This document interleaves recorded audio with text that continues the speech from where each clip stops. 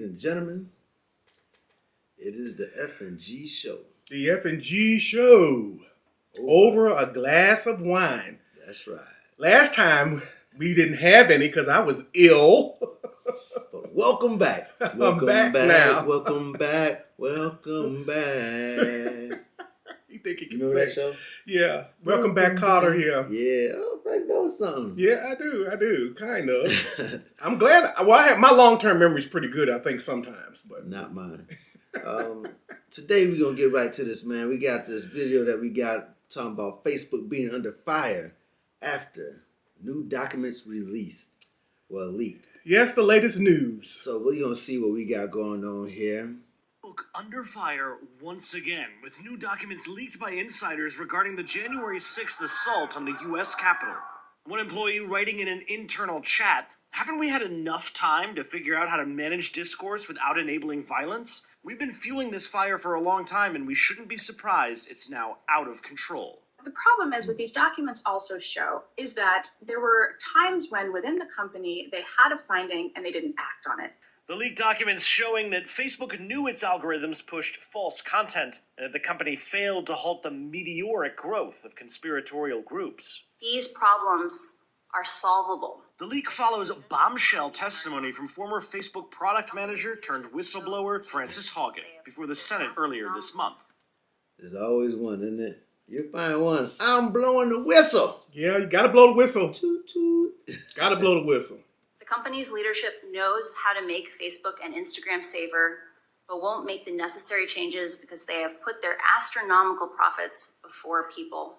The internal messages now coming to light show widespread frustration. One employee writing, "I'm struggling to match my values to my employment here. I'm tired of platitudes. I want action items."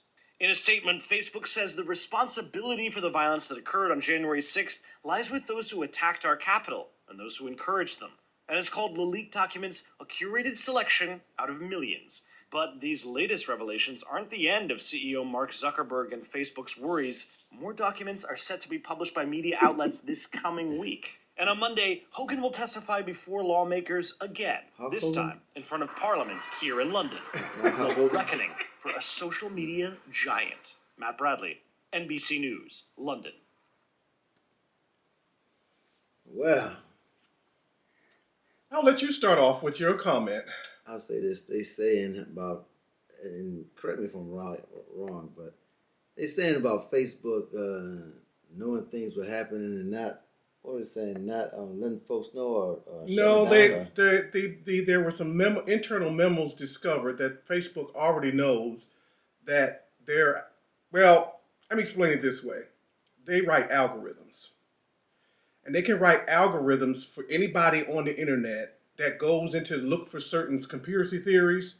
So the algorithm will point their Facebook page or their news page and will put all the conspiracy theories and all the riffraff on their page so they get them to go down a deeper and darker hole and cause them to go into violence. Facebook knows that because they make money off of that. And then the more people they can go down the rabbit hole in these theories, and the way you search, because every time you search, the algorithm says, "Oh, they want this, they want this, they want this," and it keeps giving it to them.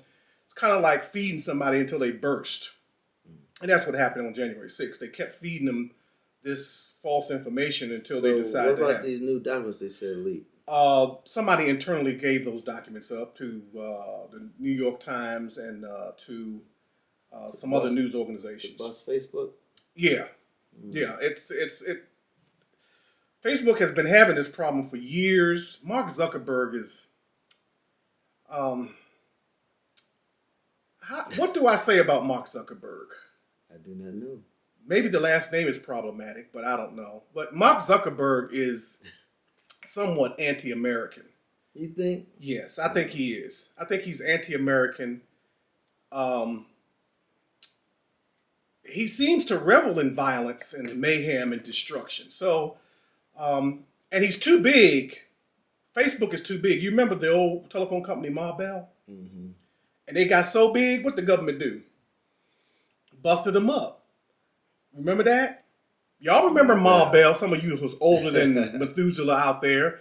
It was Ma Bell, the biggest telephone company, because they got so big, they were violating all kind of antitrust laws, and they could never have any other phone companies in the world because Ma Bell was in control of everything. Wow. When they got busted up, now we have T-Mobile. Now we have all these free mobile phones and these other phone companies. All this was because the government busted up Ma Bell, and now anybody can create a phone company. Prior to that, nobody could.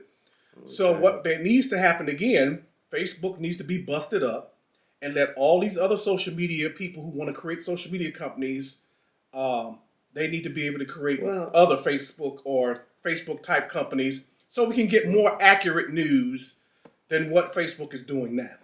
Well, Facebook is an old folk thing now. When it used to be young folks, young folks jump on the next new thing, leaving the old folks behind. I don't think so. Not so much anymore. I think. Well, because the story is about Facebook being the spearhead of the January 6th riot. So it's not just for old people, because all those people that attacked the Capitol. Well, I'm talking about older people. I mean, older people use it. All those that attacked that thing, there was no teenagers, so they're considered old people. Compared to the teenagers that use Snapchat and TikTok, things like that. Facebook is more for 20 plus, and not really 20 too much unless you're using it just to get your message out. Well, most of the people were like in their 30s. Yeah. That attacked the Capitol. But if you're right, you're right. If you're wrong, you're wrong. You should be persecuted by the letter of the law. Yes, definitely. It don't matter, man, what color you are. If you were wrong, you're wrong. Yep. And my personal opinion, this is not news. My personal opinion is everyone who attacked the Capitol, they should have had a .50 caliber sitting up there on that White House or the Capitol, and they should have mowed them all down. Can't do that, man. It was an attack. Yes, it was an attack. It was an attack on our country. Yeah. It was a terrorist attack on our country. Sorry, y'all. Yes, it wasn't a terrorist attack. And I know y'all don't like to say that, but that's what it really was. And I've served my country. And if I was there, it would have been Frank, not so good. Well, anything else, man? I don't have much to say on this subject, but well, maybe what I said will get some comments. Well, before we close, we're gonna do our critical race theory Black history fact for all those who have decided that Black history and Black people aren't important anymore. So today we're going to talk about Amy Ashwood Garvey. She is related to Marcus Garvey. She was born January 10th, 1897, died May 3rd, 1969. What did she do in history? She was an activist for African independence and the rights of African women. She was the first wife of Marcus Garvey, leader of the United Negro Improvement Association, the largest African-American and Pan-African movement of all time.